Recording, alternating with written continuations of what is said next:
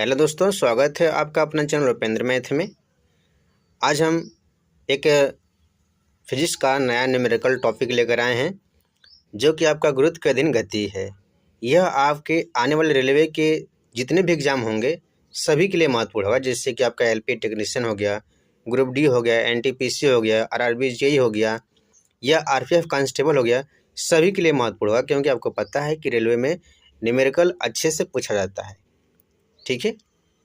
इसके अलावा यदि आप किसी भी एग्ज़ाम की तैयारी करते हो और अपने जीके को मजबूत करना चाहते हो तो हमारे चैनल से जुड़ जाएं और प्लेलिस्ट में जाएं। वहां पे आपके हिस्ट्री, पॉलिटी और ज्योग्राफी के प्रीवियस ईयर क्वेश्चन मिल जाएंगे।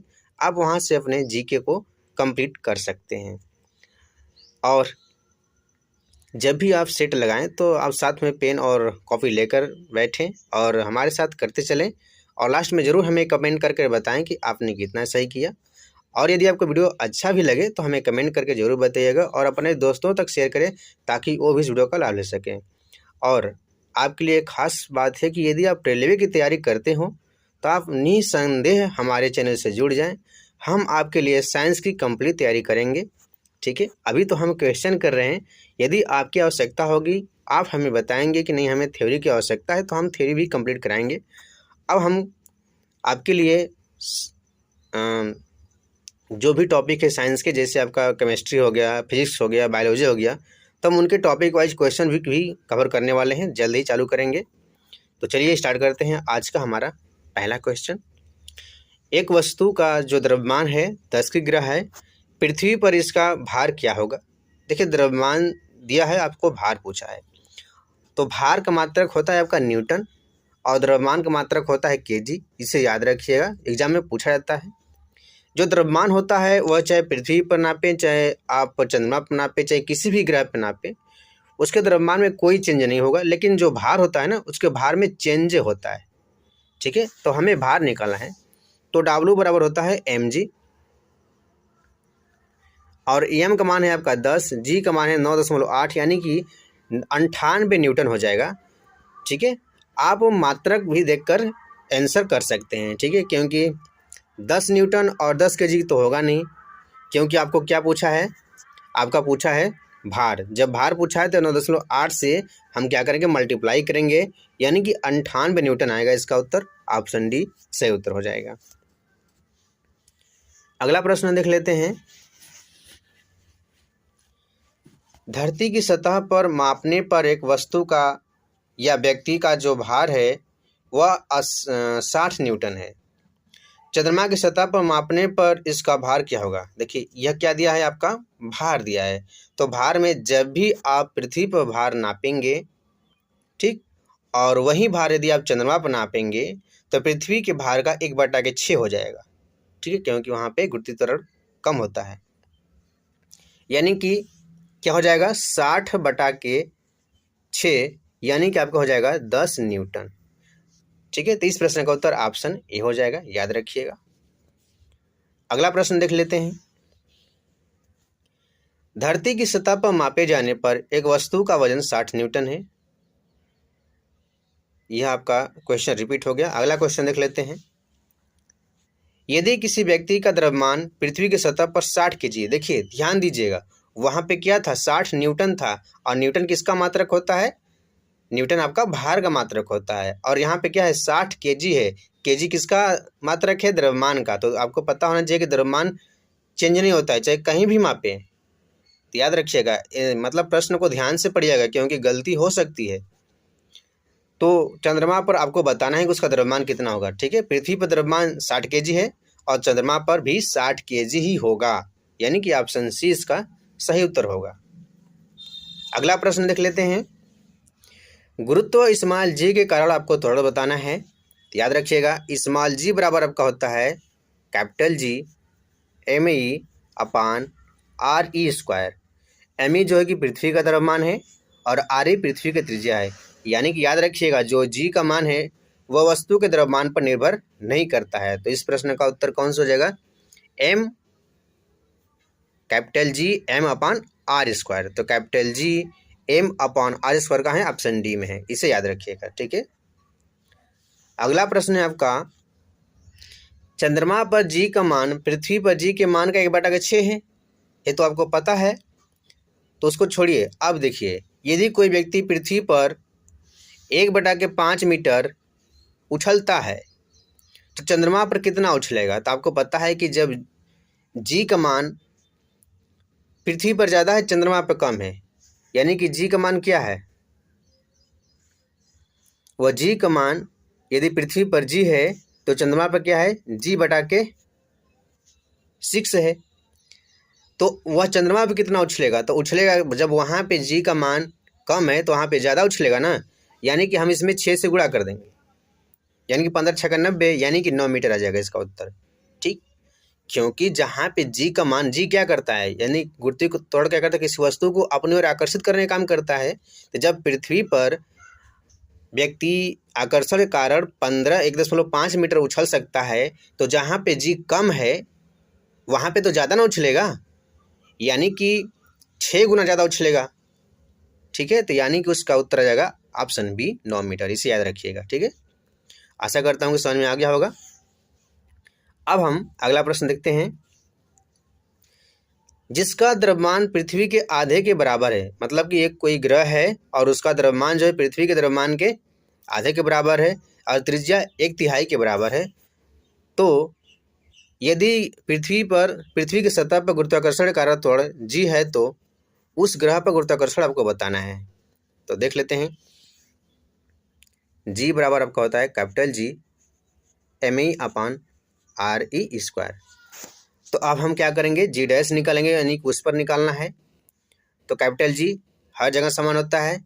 अब क्या हो रहा है कि जो उसकी त्रिज्या है आधा हो गया, यानी कि ME/2 हो गया, और नहीं सॉरी, उसकी जो पृथ्वी का द्रव्यमान है वो आधा हो गया। ठीक है, और त्रिज्या 1/3 के बराबर हो गया, यानी कि RE/3 हो गया। स्क्वायर करेंगे तो क्या हो गया? 3 3 के 9 हो जाएगा, यानी कि जी डैश का मान कितना हो जाएगा? 9/, आपका हो जाएगा 2 कैपिटल G ME/RE²। तो क्या हो गया? यानी कि पहले का क्या हो गया? 9/2 गुना हो गया ना, यानी कि ऑप्शन बी इसका सही उत्तर हो जाएगा। याद रखिएगा। अगला प्रश्न देख लेते हैं। मान ले कोई ग्रह है जिसका द्रव्यमान और त्रिज्या दोनों पृथ्वी के द्रव्यमान के त्रिज्या के 2 गुने हैं। हम लगा लेते हैं। स्मॉल जी बराबर होता है कैपिटल G ME/RE²। अब हम जी डैश निकालेंगे। जी डैश मतलब उस ग्रह पे निकालेंगे, तो कैपिटल जी वही रहेगा। आपका ME 2 गुना हो गया और RE भी 2 गुना हो गया, तो 2 का स्क्वायर कर देंगे तो यहाँ पे आ जाएगा आपका जी डैश बराबर capital G 2 capital G ME/4 RE² हो जाएगा। ठीक है, तो 2 से काटेंगे तो 2 आ जाएगा, यानी कि 1/2 गुना हो जाएगा। तो यन का मान क्या आना चाहिए? यन का मान 1/2 आना चाहिए। ठीक है, ऑप्शन सी इसका सही उत्तर हो जाएगा। अगला प्रश्न देख लेते हैं। पृथ्वी पर किसी वस्तु का भार 200 न्यूटन है। पृथ्वी पर किसी वस्तु का भार 200 न्यूटन है और द्रव्यमान क्या है? 20 kg है। तो आपको जी का मान निकालना है। ठीक है, तो F बराबर होता है W बराबर होता है mg। W का मान 200 न्यूटन, M का मान 20 kg, आपको जी निकालना है। तो आपका जाएगा 10 मीटर प्रति सेकेंड स्क्वायर। इसे भी ध्यान रखना है। ठीक है, तो कौन सा उत्तर होगा? मीटर प्रति सेकेंड स्क्वायर, ऑप्शन बी हो जाएगा। ठीक है, यह तो आपका मीटर सेकेंड स्क्वायर हो जाएगा ये वाला, तो ऑप्शन बी सही उत्तर हो जाएगा। अगला प्रश्न देख लेते हैं। एक ग्रह की त्रिज्या और द्रव्यमान पृथ्वी की त्रिज्या और द्रव्यमान के आधे के बराबर है, तो हमें स्मॉल जी का मान बताना है। ठीक, तो देख लेते हैं। ऐसे में स्मॉल जी का मान कितना होता है? 9.8 होता है। ठीक, फार्मूला होता है जी का कैपिटल G ME/RE²। जब हम पृथ्वी की त्रिज्या और पृथ्वी का द्रव्यमान आधा करेंगे तो देख लेते हैं। जी बराबर हो जाएगा कैपिटल जी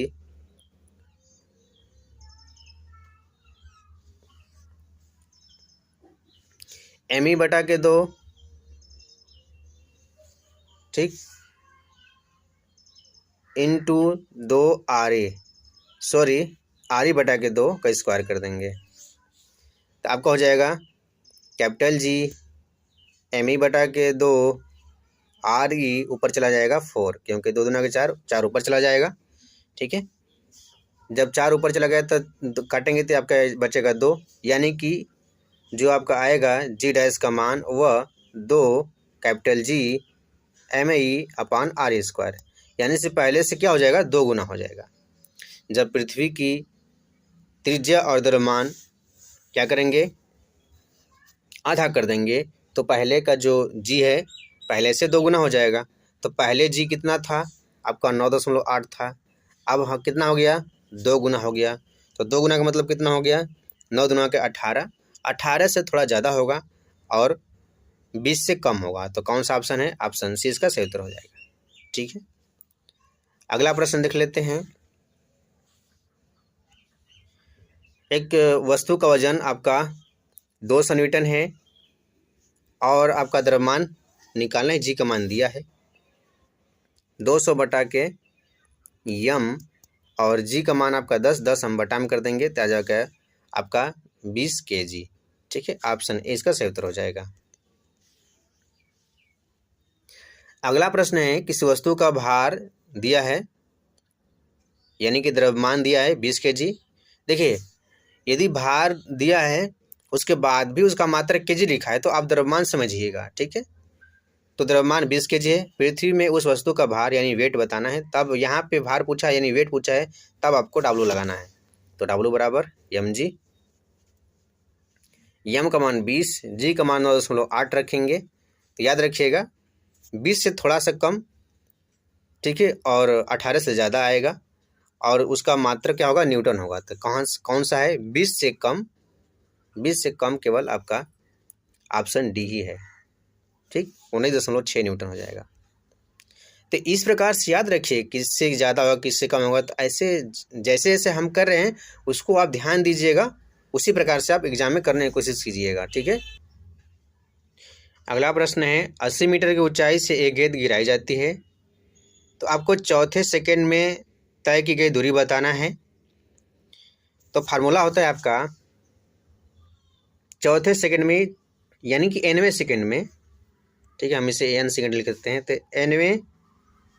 nवें सेकंड में चली गई दूरी आपको निकालना है।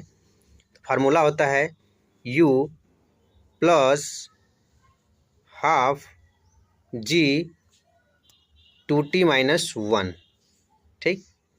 u यानी कि देखिए 80 मीटर की ऊंचाई से गिराई जाती है, इसका मतलब प्रारंभिक वेग 0 होगा, यानी कि u का मान 0 प्लस 1/2 जी का मान 10 और टी का मान है आपका 10, तो 10 दूना के 20 माइनस 1 आपका हो जाएगा 19 हो जाएगा।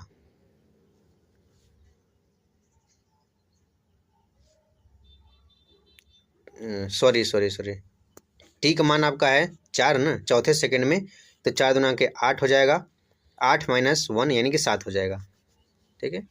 जी का मान 10, जी का मान हमने 10 रखना है तो हमने टी का मान 10 रख दिया था, ठीक है। तो अब कितना हो जाएगा 2 से काटेंगे 5 आ जाएगा और 5 7 35, यानी कि जो आपका चौथे सेकंड में चलेगी दूरी है वो आपका 35 मीटर हो जाएगा, ठीक है। ऑप्शन बी इसका सही उत्तर हो जाएगा, ठीक। जब भी आपसे पूछे चौथे सेकंड में, पाँचवें सेकंड में या तीसरे सेकंड में यानी कि nवें सेकंड में चलेगी दूरी, तो क्या करना है आपको u प्लस हाफ जी 2t माइनस 1 आपको यह फार्मूला लगाना है, उसके बाद आपका आंसर आ जाएगा, ठीक है। अगला प्रश्न देख लेते हैं। एक कार पुल से गिरते हुए 0.8 सेकेंड में भूमि पर गिर जाती है तो भूमि पर टकराने के समय उसकी चाल बताना है, यानी कि आपको अंतिम एक बताना है u बराबर v बराबर आपका u प्लस जी टी होता है, ठीक। जब हम पुल से गिराते हैं नीचे तो वहाँ पे हम जी का मान प्लस लेंगे, जब नीचे से ऊपर फेंकेंगे तो वहाँ पे जी का मान हम नेगेटिव लेंगे। ठीक है, तो हमें अंतिम वेग निकालना है। प्रारंभिक वेग 0 है और जी आपका 10 दिया है और 0.8 सेकेंड में गिर रहा है। तो 8 से जब 0.1 से 1 0 कट जाएगा, इसका मतलब क्या आ जाएगा, 0.1 से 1 0 कट गया, इसका मतलब कि आपका सिर्फ 8 मीटर प्रति सेकेंड इसका उत्तर आ जाएगा। तो 8 मीटर प्रति सेकेंड कहाँ पे, ऑप्शन बी में है। अगला प्रश्न देखते हैं। एक गेंद 20 मीटर प्रति सेकंड के वेग से ऊपर की ओर फेंका जाता है और 3 सेकंड के पश्चात वह उसका क्या करना है, आपको दूरी बताना है। ठीक है, विस्थापन का परिमाण बताना है। तो फार्मूला होता है आपका v² बराबर u²। अब क्या हो रहा है, गेंद नीचे गिर रहा है कि ऊपर गिर रहा है, ऊपर हम फेंक रहे हैं, तो यहाँ पे लेंगे -v² बराबर u² माइनस 2gs। ठीक, 2gs। अब यहाँ पे हम लगाएंगे प्रारंभिक वेग से फेंक रहा है यानी कि अंतिम वेग आपका 0 है। प्रारंभिक वेग आपका हो जाएगा 20 का स्क्वायर माइनस आपका हो गया 2g का मान 10 और s का मान आपका है 3। सॉरी,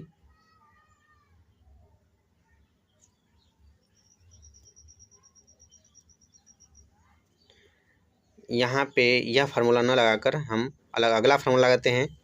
हमारा अगला फार्मूला है यस बराबर ut माइनस हाफ gt²।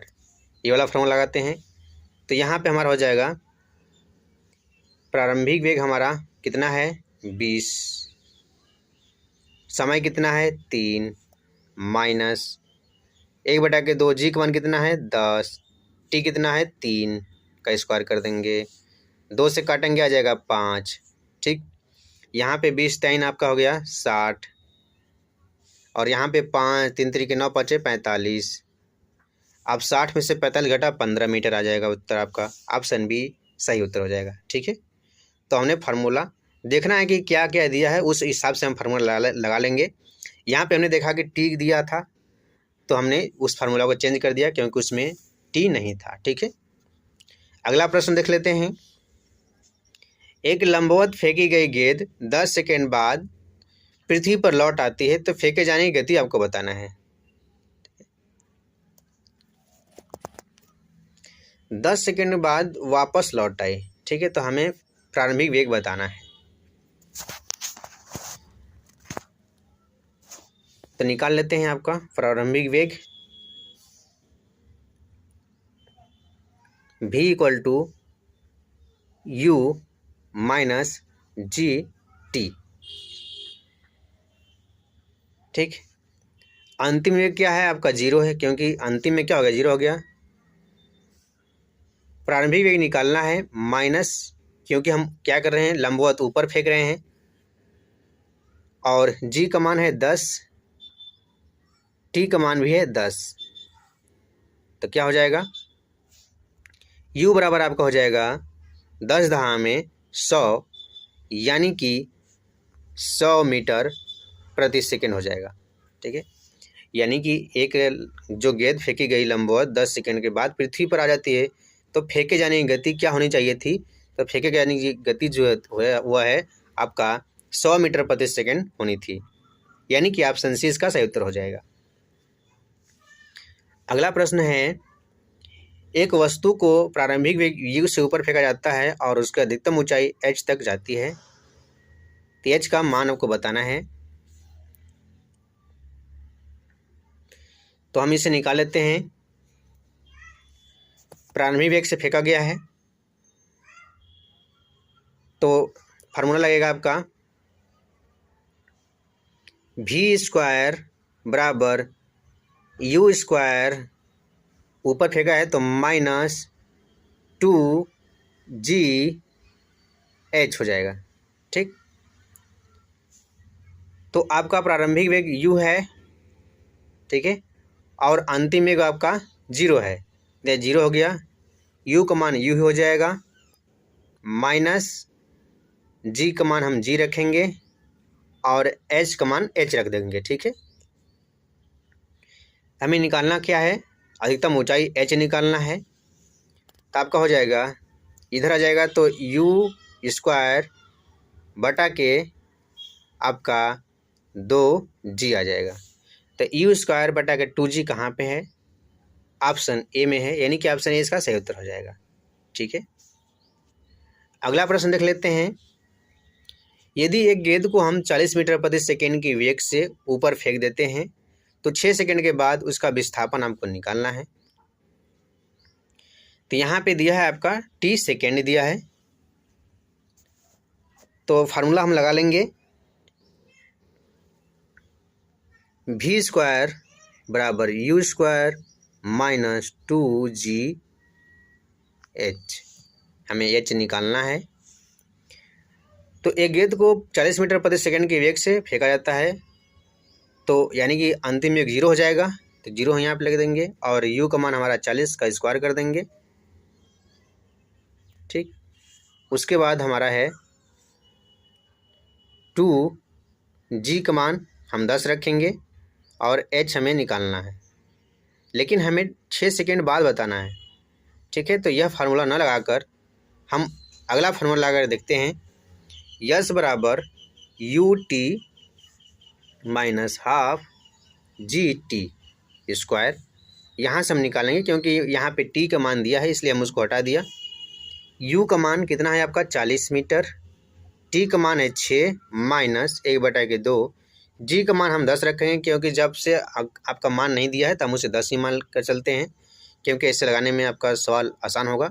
और टी आपका 6 का स्क्वायर कर देंगे, तो यहाँ से काटेंगे 5, 6 जहाँ के 36 हो जाएगा और यहाँ से आपका हो जाएगा 4 5 6 6 चौका 24 240 हो गया। और यहाँ से आपका हो जाएगा 5 × 36, तो 5 3 15 150, 5 6 30 यानी कि 180 हो जाएगा। तो 240 में से 180 घटाएंगे तो आपका आ जाएगा 40, सॉरी 40 नहीं, आपका आ जाएगा 60, यानी कि 60 मीटर विस्थापित होगा। ऑप्शन सी इसका सही उत्तर हो जाएगा। ठीक है, अगला प्रश्न देखते हैं। तो आज का हमारा क्वेश्चन कंप्लीट हुआ, इतना ही क्वेश्चन था। यदि आपको वीडियो पसंद आया तो वीडियो को लाइक शेयर और चैनल को सब्सक्राइब जरूर करिएगा। तो आज के लिए धन्यवाद।